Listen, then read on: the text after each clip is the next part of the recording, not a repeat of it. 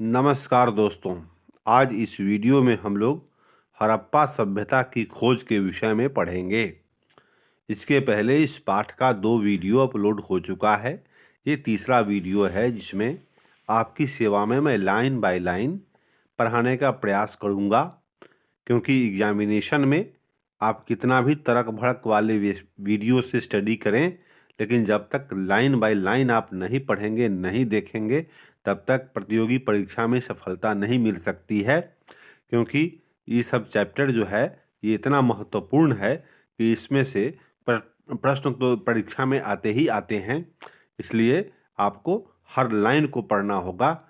पढ़ाई का तो एक ही फंडा है कि जब तक आप हर पंक्ति को, हर शब्द को देख नहीं जाएंगे, सुन नहीं लेंगे, समझ नहीं लेंगे, तब तक आप परीक्षाओं में सफलता नहीं पा सकते।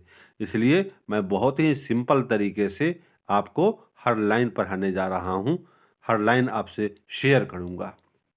तो हड़प्पा सभ्यता की खोज स्टैंडर्ड 11th NCERT हिस्ट्री के लिए। अब तक नहीं, स्टैंडर्ड 12th, 11th नहीं, स्टैंडर्ड 12th। अब तक हमने हड़प्पा सभ्यता के विभिन्न पहलुओं का विश्लेषण इस संदर्भ में किया है। हड़प्पा सभ्यता की खोज है। तो अब तक हमने क्या किया? तो हमने हड़प्पा सभ्यता के विभिन्न पहलुओं का विश्लेषण इस संदर्भ में किया है कि किस प्रकार पुरातत्वविदों ने भौतिक अवशेषों से प्राप्त साक्ष्यों के माध्यम से एक आकर्षक इतिहास के अलग अलग अंशों को एक साथ जोड़ा है। लेकिन एक और कहानी भी है कि किस प्रकार पुरातत्वविदों ने सभ्यता की खोज की। जब हड़प्पा सभ्यता के शहर नष्ट हो गए तो लोग धीरे धीरे उनके विषय में सब कुछ भूल गए। जब लोगों ने इस क्षेत्र में सहस्राब्दियों बाद रहना आरंभ किया, तब वे यह नहीं समझ पाए कि बाढ़ या मिट्टी के कटाव के कारण, अथवा खेत की जुताई के समय, या फिर खजाने के लिए खुदाई के समय यदा कदा धरती की सतह पर आने वाली अपरिचित पुरावस्तुओं का क्या अर्थ लगाया गया या लगाया जाए। तो कनिंघम का भ्रम। जब भारतीय पुरातात्विक सर्वेक्षण के पहले डायरेक्टर जनरल कनिंघम ने 19वीं शताब्दी के मध्य में पुरातात्विक उत्खनन आरंभ किए, तब पुरातत्वविद अपने अन्वेषणों के मार्गदर्शन के लिए लिखित स्रोतों का प्रयोग अधिक पसंद करते थे। यहाँ तक कि कनिंघम की मुख्य रुचि भी आरंभिक ऐतिहासिक लगभग 6ठी शताब्दी ईसा पूर्व से 4ठी शताब्दी ईस्वी तथा उसके बाद के कालों से संबंधित पुरातत्व में थी।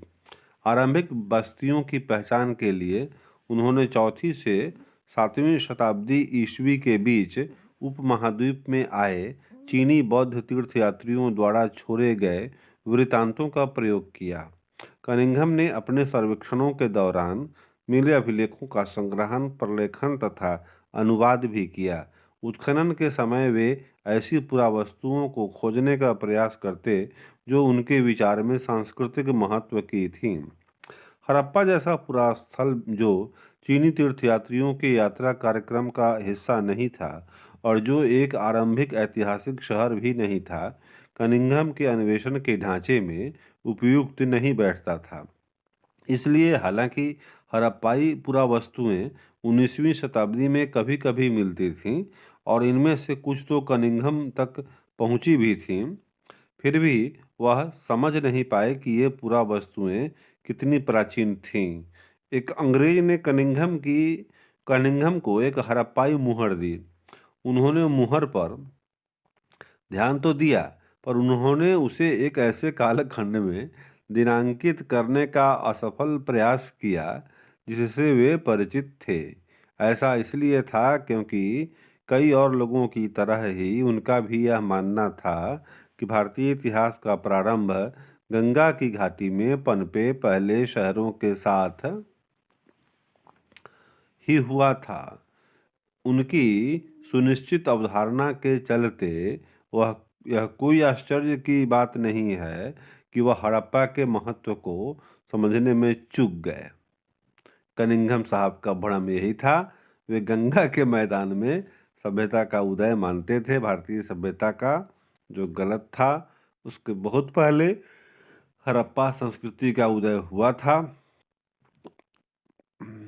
एक नवीन प्राचीन सभ्यता। कालांतर में 20वीं शताब्दी के आरंभिक दशकों में दयाराम साहनी, डी.एन. साहनी जैसे पुरातत्वविदों ने हड़प्पा में मुहरें खोज निकाली, जो निश्चित रूप से आरंभिक ऐतिहासिक स्तरों से कहीं अधिक प्राचीन स्तरों से संबद्ध थी। अब इनके महत्व को समझा जाने लगा। एक अन्य पुरातात्विक राखाल दास बनर्जी, आर.डी. बनर्जी ने हड़प्पा से मिली मुहरों के समान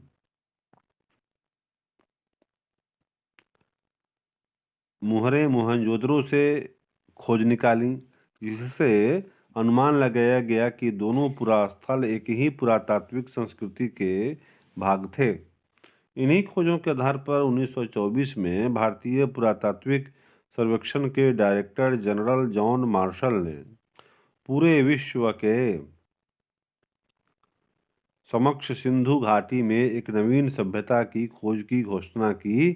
जैसा कि SN. Rao the story of Indian archaeology में लिखते हैं, मार्शल ने भारत को जहां पाया था उसे उससे 3000 वर्ष पीछे छोड़ा। ऐसा इसलिए था क्योंकि मेसोपोटामिया के पुरास्थलों में हुए उत्खननों से हड़प्पा पुरास्थलों पर मिली मुहरों जैसी पर तब तक पहचानी न जा सकी मुहरें मिली थीं।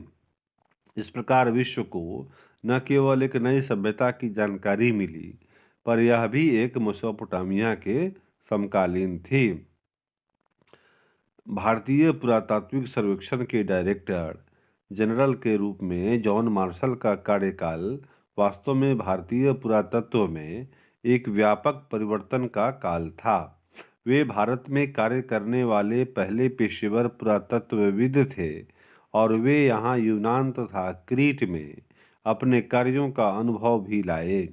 हालांकि अधिक महत्वपूर्ण बात यह है कि कनिंघम की तरह ही इन्हें भी आकर्षक खोजों में दिलचस्पी थी, पर उनमें दैनिक जीवन की पद्धतियों को जानने की भी उत्सुकता थी।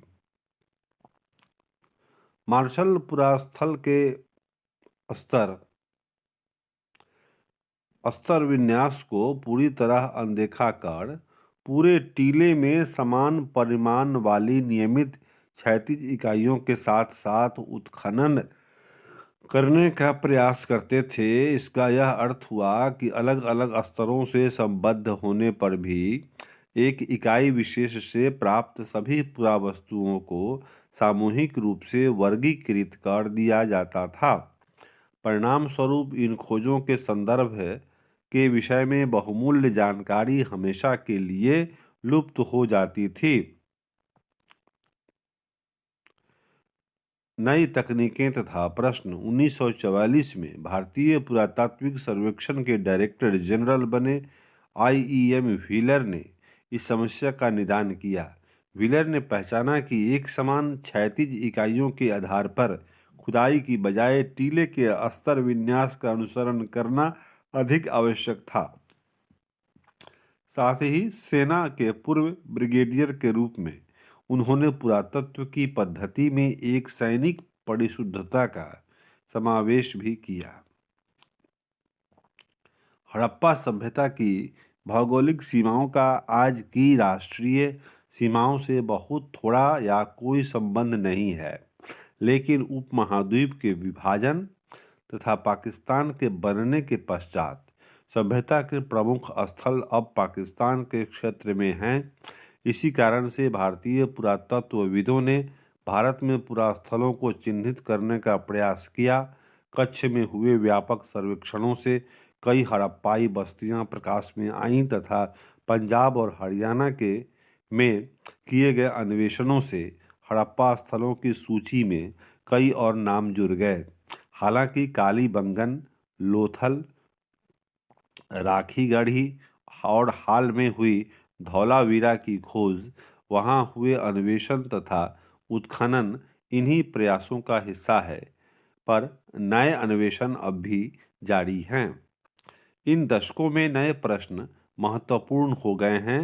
यहाँ कुछ पुरातत्वविद आमतौर पर सांस्कृतिक उपक्रम का पता लगाने के इच्छुक रहते हैं।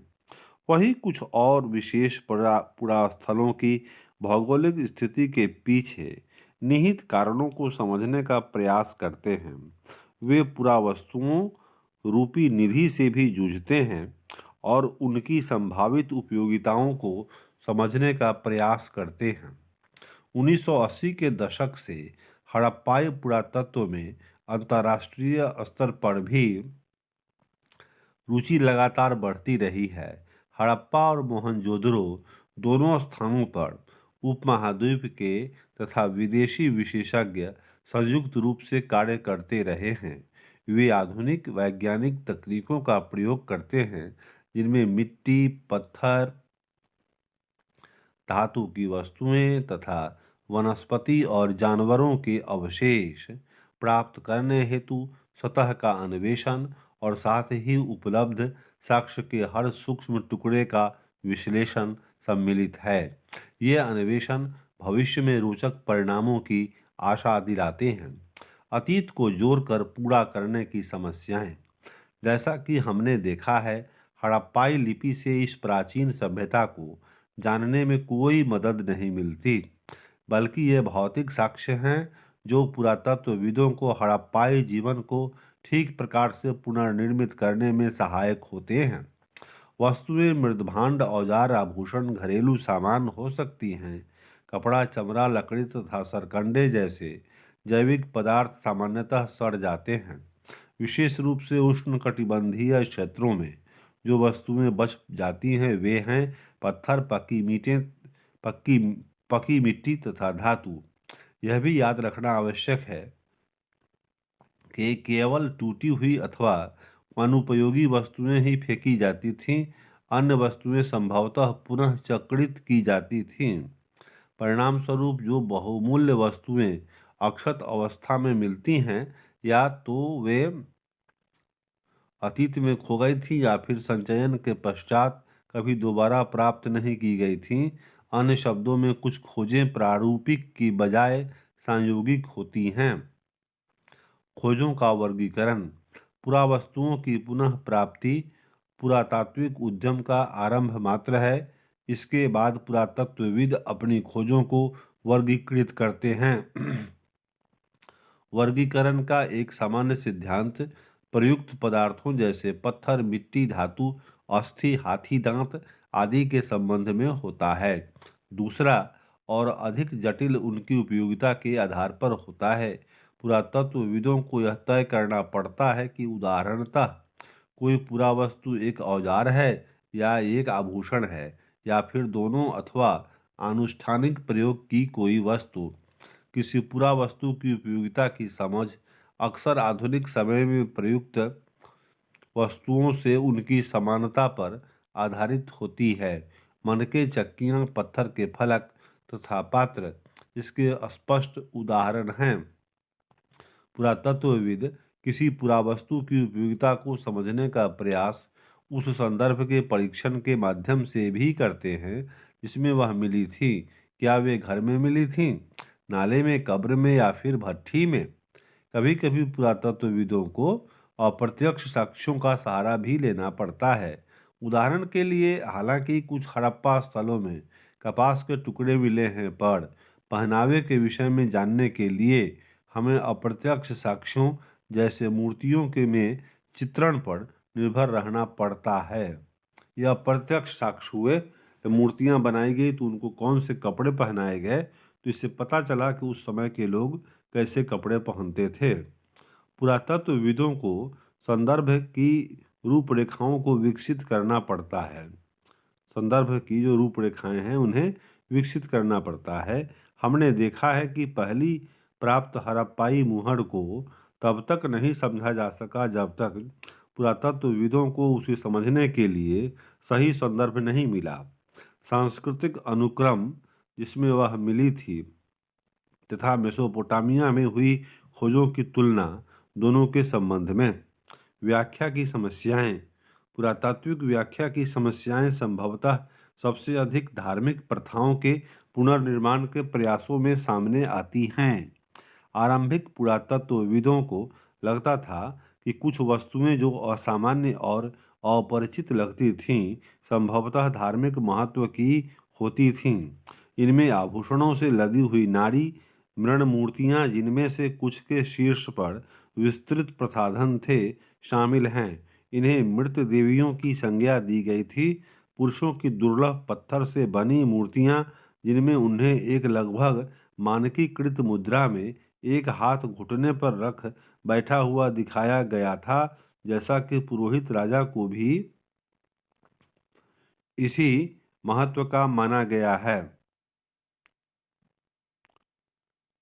इसी प्रकार वर्गीकृत किया गया था। अन्य दृष्टांतों में संरचनाओं को आनुष्ठानिक महत्व का माना गया है। इनमें विशाल स्नानागार तथा काली बंगन और लोथल से मिली वेदियां शामिल हैं। मुहरों, जिनमें से कुछ पर संभवतः अनुष्ठान के दृश्य बने हैं, के परीक्षण से धार्मिक आस्थाओं और प्रथाओं को पुनर्निर्मित करने का प्रयास भी किया गया है। कुछ अन्य जिन पर पेड़ पौधे उत्कीर्णित हैं, मान्यतानुसार प्रकृति की पूजा के संकेत देते हैं। मुहरों पर बनाए गए कुछ जानवर, जैसे कि एक सींग वाला जानवर, जिसे आमतौर पर एक श्रृंगी कहा जाता है, कल्पित तथा संश्लिष्ट लगते हैं। कुछ मुहरों पर एक आकृति, जिसे पालथी मारकर योगी की मुद्रा में बैठा दिखाया गया है और कभी-कभी जिसे जानवरों से घिरा दर्शाया गया है, को आद्य शिव अर्थात हिंदू धर्म के प्रमुख देवताओं में से एक का आरंभिक रूप की संज्ञा दी गई है। इसके अतिरिक्त पत्थर की शंक्वाकार वस्तुओं को लिंग के रूप में वर्गीकृत किया गया है। हड़प्पाई धर्म के कई पुनर्निर्माण इस अनुमान के आधार पर किए गए हैं कि आरंभिक तथा बाद की परंपराओं में समानताएं होती हैं। ऐसा इसलिए होता है क्योंकि अधिकांशतः पुरातत्वविद ज्ञात से अज्ञात की ओर बढ़ते हैं, अर्थात वर्तमान से अतीत की ओर। हालांकि यह नीति पत्थर की चक्कियों तथा पात्रों के संबंध में युक्ति संगत तो हो सकती है, लेकिन धार्मिक प्रतीक के संदर्भ में यह अधिक संदिग्ध रहती है। उदाहरण के लिए आइए हम आद्य शिव मुहरों को देखते हैं। सबसे आरंभिक धार्मिक ग्रंथ ऋग्वेद लगभग 1500 से 1000 ईसा पूर्व के बीच संकलित में रुद्र नामक एक देवता का उल्लेख मिलता है, जो बाद की पौराणिक परंपराओं में शिव के लिए प्रयुक्त एक नाम है। लेकिन शिव के विपरीत रुद्र को ऋग्वेद में न तो पशुपति और न ही एक योगी के रूप में दिखाया गया है। दूसरे शब्दों में, यह चित्रण ऋग्वेद में दिए गए रुद्र के विवरण से मेल नहीं खाता। फिर क्या यह कोई शमन था, जैसा कि कुछ विद्वानों ने सुझाया है? इतने दशकों में हुए पुरातात्विक कार्यों की क्या उपलब्धि है? हड़प्पाई अर्थव्यवस्था के बारे में अब हमारी जानकारी कुछ बेहतर है। हम सामाजिक भिन्नताओं की गुत्थी सुलझाने में सफल हुए हैं और सभ्यता की कार्यप्रणाली के विषय में हमारी जानकारी कुछ बढ़ी है। सच में यह स्पष्ट नहीं है कि लिपि के पढ़े जाने की स्थिति में हम और कितना जान पाते। यदि एक द्विभाषिक अभिलेख मिलता है, तो हड़प्पा निवासियों द्वारा बोली जाने वाली भाषाओं के विषय में प्रश्नों पर संभवतः विराम लग सकता है। कई पुनर्निर्माण अभी भी संदिग्ध बने हुए हैं। क्या विशाल स्नानागार एक आनुष्ठानिक संरचना थी? साक्षरता कितनी व्यापक थी? हड़प्पाई कब्रिस्तानों में सामाजिक भिन्नताएं कम क्यों दिखाई देती हैं? स्त्री पुरुष संबंधों से जुड़े प्रश्न भी अनुत्तरित हैं। क्या महिलाएं मृदभांड बनाती थीं या फिर केवल उन्हें रंगने का कार्य करती थीं? जैसे कि आजकल दूसरे शिल्पकर्मियों के क्या कार्य थे? नाड़ी मृण मूर्तियों का क्या उपयोग था? हड़प्पा सभ्यता के संदर्भ में स्त्री पुरुष संबंधों से जुड़े पहलुओं पर बहुत कम विद्वानों ने अन्वेषण किए हैं और यह भविष्य में होने वाले कार्यों के लिए पूरी तरह से नया क्षेत्र है। काल रेखा।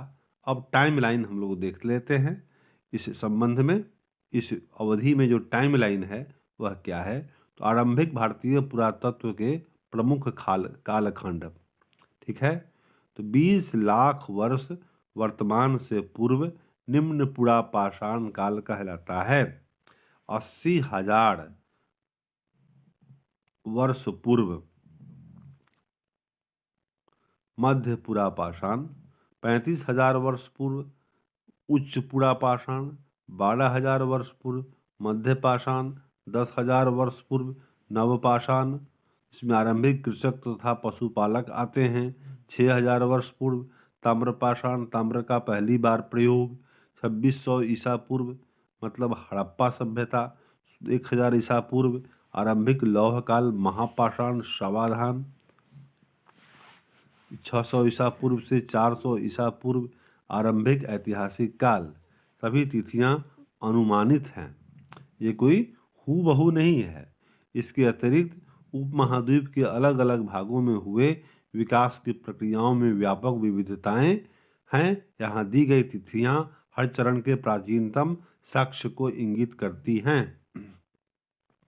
काल रेखा 2 में हड़प्पाई पुरातत्व के विकास के प्रमुख चरण। 1875 में हड़प्पाई मुहर पर कनिंघम की रिपोर्ट आई थी। 20वीं शताब्दी में 1921 में माधव स्वरूप वत्स द्वारा हड़प्पा के उत्खननों का आरंभ हुआ। 1925 में मोहनजोदड़ो में उत्खननों का आरंभ है। 1946 में REM व्हीलर द्वारा हड़प्पा में उत्खनन। 1955 में SR राव द्वारा लोथल में खुदाई का आरंभ है। 1960 BB लाल तथा BK थापर के नेतृत्व में कालीबंगन में उत्खननों का आरंभ है। 1974 MR मुगल द्वारा बहावलपुर में अन्वेषणों का आरंभ है। 1980 जर्मन इतालवी संयुक्त दल द्वारा मोहनजोदड़ो में सतह अन्वेषणों का आरंभ है। 1986 अमेरिकी दल द्वारा हड़प्पा में उत्खननों का आरंभ है। 1990 में RS बिष्ट द्वारा धौलावीरा में उत्खननों का आरंभ है। ये सब आपको टाइमलाइन है, इसे याद कर लेना चाहिए, ठीक है। तो thank you for viewing, have a nice day.